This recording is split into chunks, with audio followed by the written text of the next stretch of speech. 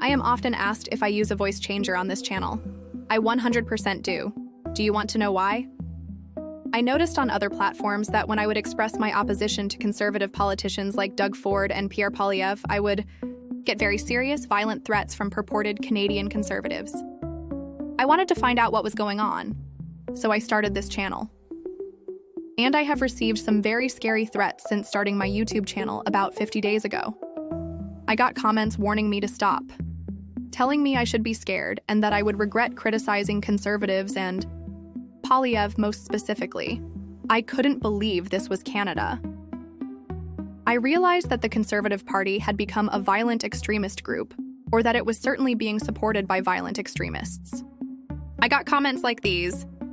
For all the far-left wackos who voted for blackface, you deserve all the misery that is coming your way. I started to get curious about where these threats were actually coming from, and that's part of the reason I started my channel.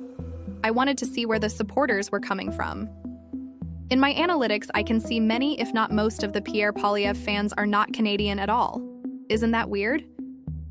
Much of the traffic on my very Canadian channel is coming from the US, UK, Australia, India, rounding out the rest. Isn't that curious?